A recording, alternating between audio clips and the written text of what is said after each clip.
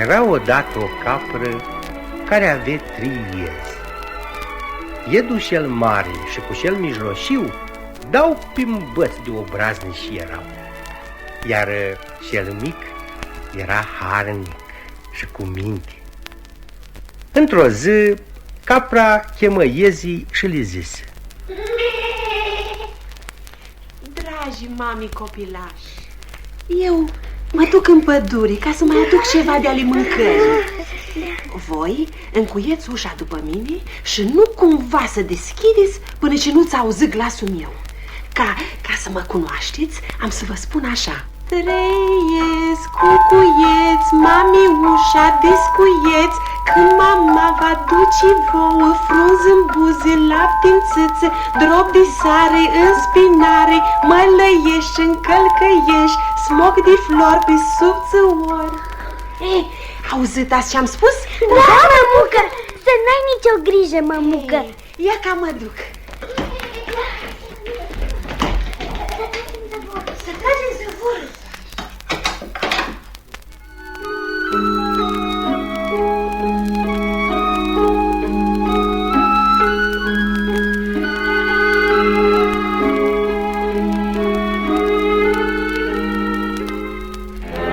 Au tras-i zăvorul, dar vorba veche, păreții au urechi și ferestele ochi.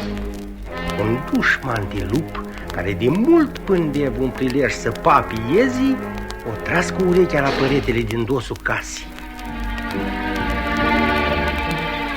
Acum-i timpul.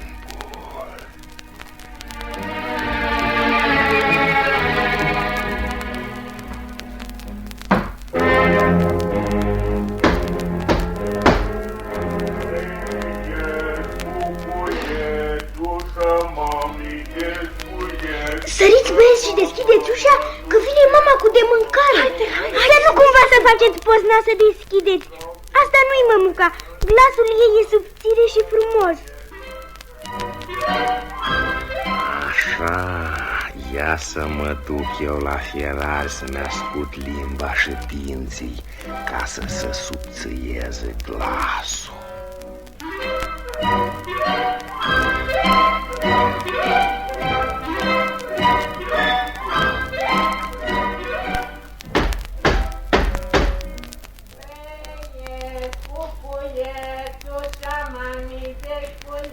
Hei, vezi, dacă ne-a potrivit ăstuia mezinului, noi mamuca, nu mamuca. Păi mamuca, mă duc să-i deschid. Bădică, nu deschide, bădică. Bine v-am găsit, fieții mei, bine v-am găsit.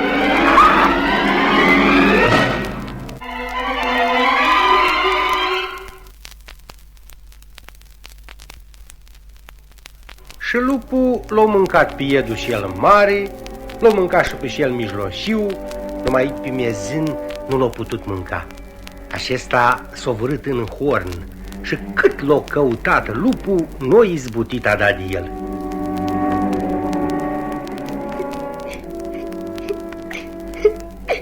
Drăguții mei, frățiori, frățiorii mei. Și biata mama, care nici nu știe de asta mare urgie.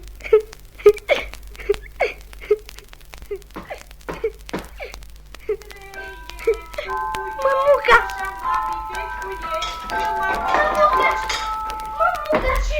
Uite ce-am pățit noi! Mare foc și potop a căzut pe capul nostru. Dar ce a fost aici, copile? Și mezinul i-a spus ce a fost. Lasă că l-o învăța eu minte. Nici o faptă fără răsplată. Dar ce vrei să-i faci? Ce să-i fac? Îmi pare că am și găsit.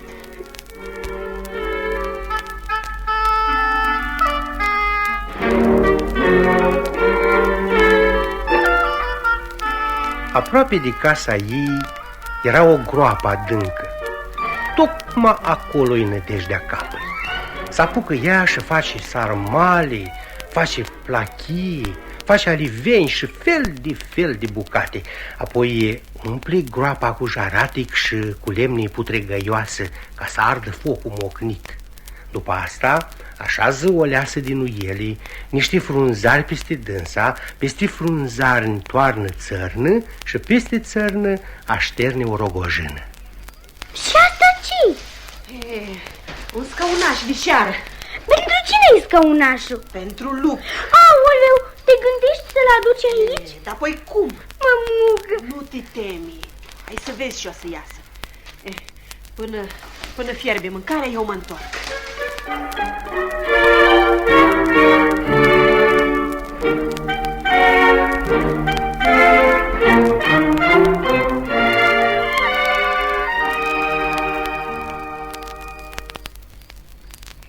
Bună vreme cu mătră, dar și vântul a bătut pe aici.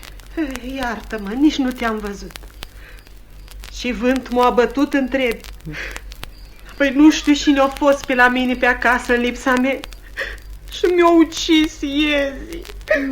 Nu mai spune. Oare și-ni ticălosul? Și nu-i, amul tot una-i. Dar uite și vreau să-ți spun. Da. Am făcut și eu, după cum e obiceiul, un praznic și am găsit de cuvință să te poftesc și pe nata. Și lupul o primit bucuros. Din vorbă în vorbă au ajuns până acasă la cumătră. Șezi, Coloș, o spăteați din ceea ce am putut și noi să facem. Uite pe scăunașul ăsta. Mulțumesc. Îs bune sarmalele. Bune!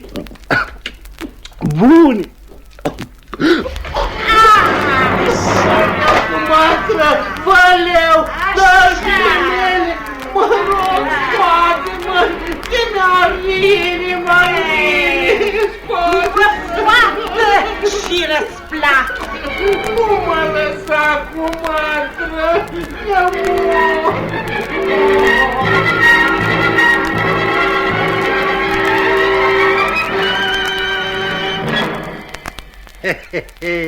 Și așa lupul și-a primit răsplata. Auzând caprele din vecinătate din întâmplarea asta, s-au întristat pentru și doi iezi, dar s-au bucurat de sfârșitul lupului și s-au adunat acasă la capră să o mângâie și să o înveselească. Și eram și eu acolo de față. Și îndată după aceea am încălecat iute pe oșa și am venit de v-am spus povestea așa. Și unde n-am mai încălicat și pe o căpșună și v-am spus o mare și gogonată minciună.